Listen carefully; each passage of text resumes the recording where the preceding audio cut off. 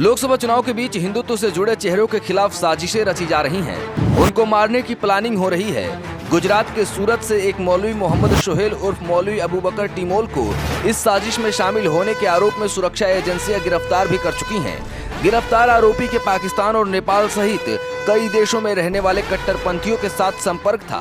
Police को उसके mobile phone से हिंदू सनातन संघ के राष्ट्रीय अध्यक्ष उपदेश राणा को मारने के लिए 1 करोड़ की सुपारी देने और पाकिस्तान से हथियार मंगाने के चैट भी मिले हैं। उपदेश राणा को पाकिस्तान और नेपाल सहित अन्य देशों के कट्टरपंथी व्हाट्सएप ग्रुप में जोड़कर कमलेश तिवारी की तरह मारने की धमकी दी थी। शारीरिक रूप से तगड़े और मानसिक रूप से कट्टरपंथी अबू बकर टिमोल की उम्र महज 27 साल ही है, लेकिन ये पिछले कुछ समय से अपनी कट्टरपंथी सोच के चलते न सिर्फ सूरत में रहने वाले सनातन संघ के राष्ट्रीय अध्यक्ष उपदेश राणा को मारने के लिए पाकिस्तान से हथियार मंगा रहा था, बल्कि इस काम को पूरा करने के लिए वो 1 करोड़ रुपए भी दे रहा था।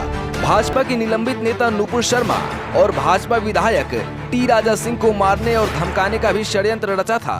बीजेपी के विधायक टाइगर राजा सिंह और सनातन धर्म के लिए काम करने वाले उपदेश राणा को जान से मारने के लिए 1 करोड़ की फंडिंग आ चुकी थी। पाकिस्तान से पैसा आया इन 4 लोगों की जान लेने के लिए।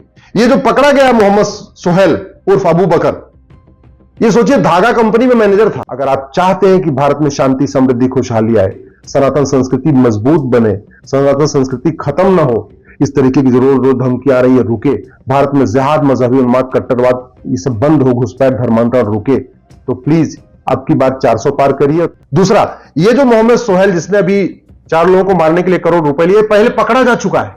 अगर हमारे देश में जस्टिस विद इन ईयर होता, कठोर कानून होता और साल भर के अंदर मुकदमों का फैसला होता, तो ये मोहम्मद सोहेल अब तक जेल में सड़ रहा होता। ये पकड़ा गया लेकिन जमानत पे बाहर आ गया। क्यों? क्योंकि कानून घटिया है, न्यायिक व्यवस्था सड़ी हुई है, तो गया आ गया। अगर जब पहली बार इसने अपराध किया उसी समय इसको 10-20 साल सजा हो गई होती, इसकी प्रॉपर्टी जब्त हो गई होती, इसकी नागरिकता खत्म हुई होगी, तो जेल में सड़ रहा होता, बाहर नहीं आता। बाहर नहीं आता तो दोबारा ये काम नहीं करता। दूसरा, इसको 1 करोड़ आया कैसे? भारत के लोग तो पाकिस्तान में फंडिंग नहीं कर पाते, आखिर भारत के लोग चाइना में फंडिंग नहीं कर पाते, तो पाकिस्तान से फंडिंग भारत में कैसे आ रही है? क्योंकि कानून घटिया है। कानून घटिया है, न्यायिक व्यवस्था सड़ी हुई है, इसीलिए यहां अलगाववादियों को, कट्टरपंथियों को, जिहादियों को, मजहबी उन्मादियों को, मिसरियों को, धर्मांतरण कराने वाले घुसपैठियों को, इसके अलावा लफ्ज जिहाद करने वालों को, लैंड जिहाद करने वालों को फंडिंग आ रही है।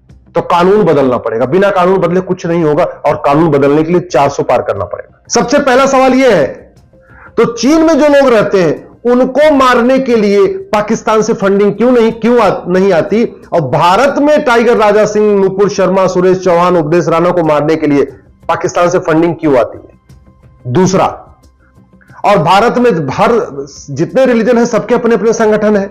हिंदू सनातन संघ है, उसकी स्थापना करने वाले उपदेश राणा को ही जान से मारने का प्रयास क्यों किया जा रहा है? भारत में तो 1900 पॉलिटिकल पार्टियां हैं, तो बीजेपी की पूर्व प्रवक्ता को ही जान से मारने का प्रयास क्यों किया जा रहा है? सूरत क्राइम ब्रांच की गिरफ्त में आया अबू बकर टिमोल सूरत ग्रामीण के कामरेज तहसील अंतर्गत आने वाले कठौर गांव का रहने वाला है।